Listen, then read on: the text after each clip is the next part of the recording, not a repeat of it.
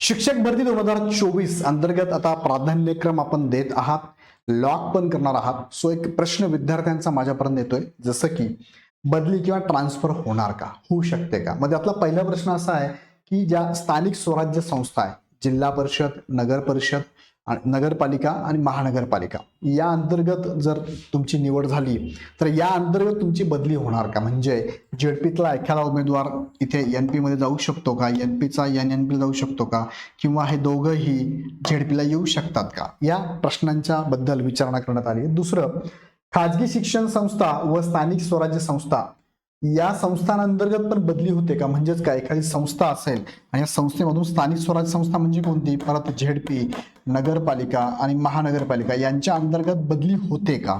तिसरा आहे, जिल्हा अंतर्गत बदली होणार का? आता या सगळ्या प्रश्नांची उत्तरं मिळवण्यासाठी मी काही माझ्या मित्रांना, काही अधिकाऱ्यांना फोन केले.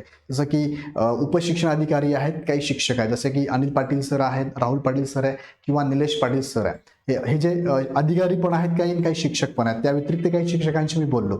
विजय शेळके सरांशी पण बोलणं झालं. विजय शेळके सरांच्या कॉन्टॅक्टमधल्या काही शिक्षकांशी पण आम्ही बोललोय आणि करंटली काय कंडिशन आहे ही सगळी माहिती घेतली. सो आता त्याबद्दलच विथ डॉक्युमेंटेशन माझ्याकडे मिळालं नाहीये, मात्र ओव्हरऑली त्यांनी जी माहिती मला प्रोव्हाइड केली आहे आणि मी स्वतः म्हणजे त्या अधिकाऱ्यांशी बोललो तर माहिती समोर अशी येते. बघा काय माहिती आहे. तर पहिला जो प्रश्न आहे तुमचा, झेडपी, एनपी आणि एनएनपी महानगरपालिका यांच्या अंतर्गत बदली होऊ शकते का? तर याचं उत्तर आहे यस, होते.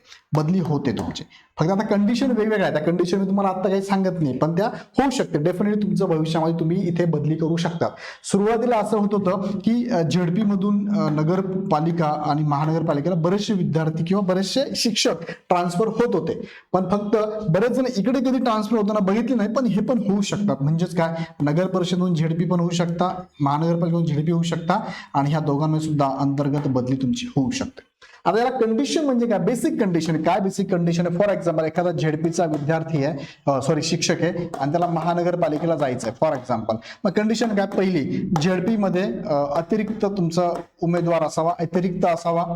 एक तर तुमचं पटसंख्येपेक्षा जास्त शिक्षक संख्या असेल तर. दुसरं काय की त्यांना आपल्या जिल्ह्यात जायचंय. फॉर एक्झाम्पल एखाद्या जिल्ह्यात जायचं असेल तर त्याबाबतचं झेडपीने दिलेली एनओसी असावी.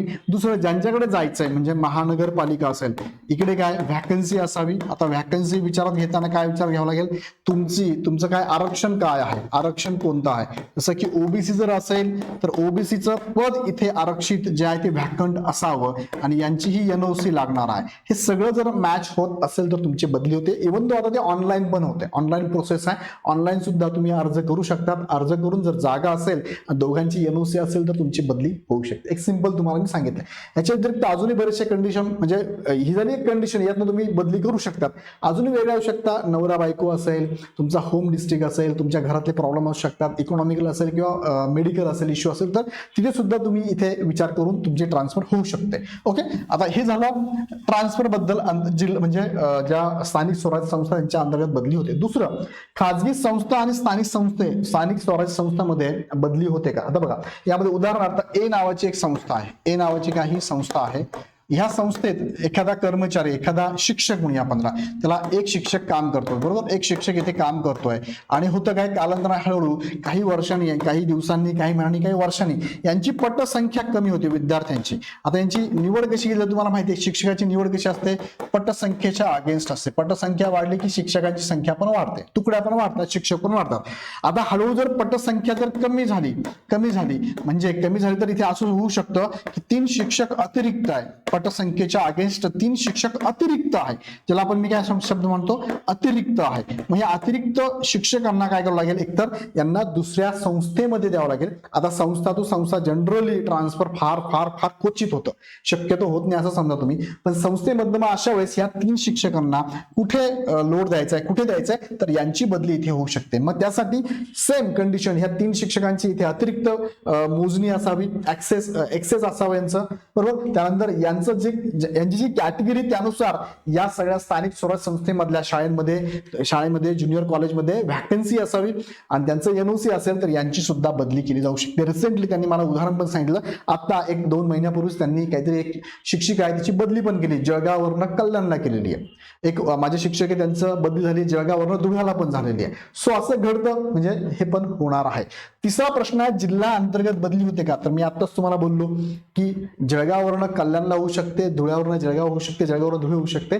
तर डेफिनेटली जिल्हा बदली सुद्धा होणार आहे. आता काही मागे आपले माननीय मंत्री महोदय केसरकर साहेबांनी म्हटलं होतं जिल्हा बदली आपण बंद करणार आहोत, पण त्याच्या अगेन्स्ट शिक्षक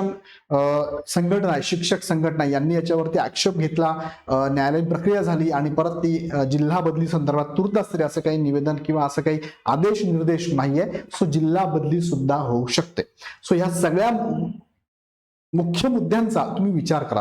प्राधान्यक्रम देताना कदाचित एखाद्याला वाटू शकतं सर मला नाशिक जिल्हा पाहिजे, पण नाशिक जिल्ह्यासाठी माझ्या प्रवर्गासाठी जागा नाहीये, मग तुर्तास मी जर नगरला गेलो, तुर्तास मी जालना गेलो, बीड गेलो, गडचिरोली गेलो, सिंधुदुर्ग गेलो, भविष्यात मला माझ्या जिल्ह्यात येता येईल का? तर यस, डेफिनेटली येता येऊ शकतं. अंतर्गत बदली होऊ शकते, फक्त कंडिशन सगळ्या फुलफिल झाल्या तर होऊ शकतं. आरक्षणानुसार पदसंख्या, अतिरिक्त जागा, तुमचे फॅमिली कंडिशन, ह्या सगळ्या गोष्टी ह्या लक्षात घेऊन तुमच्या बदल्या होऊ शकतात. सो हा मुख्य मुद्दा आणि महत्वाचा मुद्दा आहे. बऱ्याच जणांचा प्रश्न होता, 2 दिवसापासून सगळी माहिती घेतली, फक्त मला डॉक्युमेंट मात्र काय मिळालेच नाही. बराच प्रयत्न केला, नाही तर डॉक्युमेंट पण तुम्हाला मी दाखवले असते, तसे GR वगैरे असतात ते पण दाखवले असते.